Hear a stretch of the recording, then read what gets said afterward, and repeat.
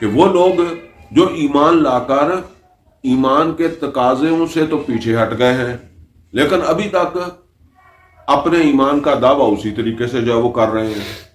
ٹھیک ہے، تو اب اس کو پڑھیں. فرمایا اس کے دونوں مفہوم ہیں، اعلانیہ مرتد ہو جائے یا اعلان نہ کرے، پیچھے ہٹ جائے اپنے دین سے.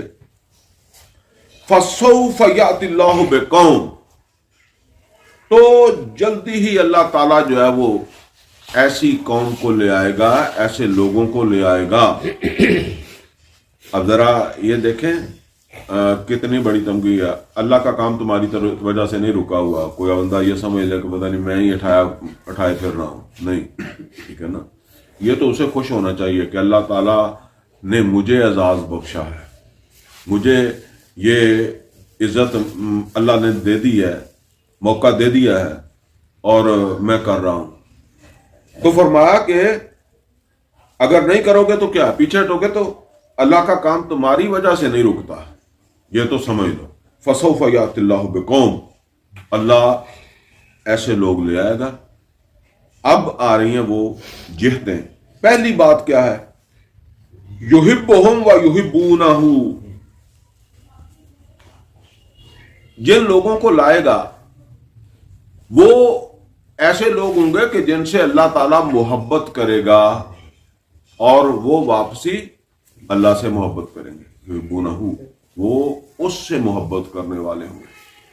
تو یہ گویا کہ ایمان والوں کا ایک ہی محبوب ہے، یا آپ یوں سمجھ لیں کہ سب سے بڑا محبوب وہ اللہ ہی ہے، اور وہ اللہ سے محبت کریں گے اور اللہ ان سے محبت کرے گا. قرآن حکیم میں سورہ بقرہ میں بھی یہ بات آئی ہے، والذین آمنوا اشد حبا للہ، جو ایمان والے ہوتے ہیں ان کے اندر سب سے زیادہ شدت کے ساتھ محبت اللہ کی ہوتی ہے.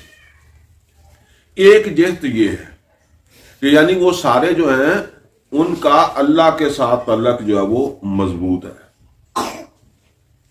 اور دوسری جہت کیا ہے؟ اذلۃ علی المؤمنین عزۃ علی الکافرین. اذلہ، یہ عام طور پر ہماری زبان کے اندر ذلیل کا جو لفظ استعمال ہوتا ہے نا، وہ تو تھوڑا کمینے پن کے لیے استعمال ہوتا ہے. تو عربی کے اندر جو ہے وہ اس کا مطلب ہوتا ہے کمزور، نرم. ٹھیک ہے، یہ سورہ غالباً آل عمران کے اندر بھی جو ہے وہ اللہ تعالیٰ نے مسلمانوں کے بارے میں فرمایا نا کہ یاد کرو جس وقت وَأَنْتُمْ أَذِلَّةٌ، تم کمزور تھے. یہاں وہ بات اذلۃ علی